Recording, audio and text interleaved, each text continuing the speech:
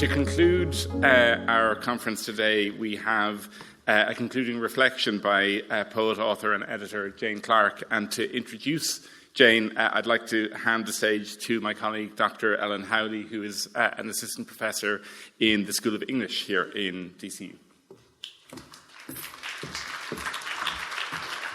Hi, thank you. It's been such an enlightening and important conference. I'm really delighted to be here for this final session. And as a poetry scholar, I'm even more delighted that we're ending the day with some poetry, as well as the fact that the arts have been mentioned as a really important part of this conversation. I was at a recent event celebrating Seamus Heaney, and one speaker read some of his poems about Lough Neagh and lamented the ongoing massive destruction of the largest fresh body of water in Britain and Ireland. And it really struck me that poetry in this case had become a sort of method of conservation and preservation, detailing an ecosystem that is really sadly disappearing. So our final guest today, Jane Clarke, is attentive to poetry's ability to capture a rapidly changing landscape, as evinced in her most recent collection, A Change in the Air. And the poems in this book, available in all good bookshops, of course, examine wildfires, depletion of fishing stocks, and the relationship between war and the environment.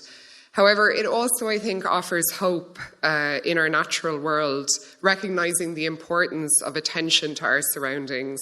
And so with this mix, I think it's fitting that she should be the one to close our conference today, and I'm really honoured to be introducing her.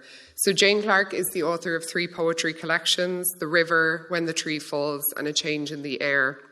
Jane grew up on a farm in County Roscommon and now lives with her wife in the uplands of County Wicklow. Her awards include the Ireland Chair of Poetry Travel Award, the Hennessy Literary Award for Poetry, and the Listowel Writers' Week Poem of the Year. She edited the illustrated anthology Windfall, Irish Nature Poems to Inspire and Connect. She is currently working on Tourist Journeys in Environmental Stewardship, a creative climate action project with Burren Bio, which involves meeting and writing poems inspired by farming for nature ambassadors. Her most recent collection, from which I believe she'll read now, was shortlisted for the T.S. Eliot Prize, the Forward Prize for Best Collection, and the Farmgate Cafe Natural Poetry Award, as well as being longlisted for the Laurel Prize for Eco Poetry. So please join me in welcoming Jane Clarke.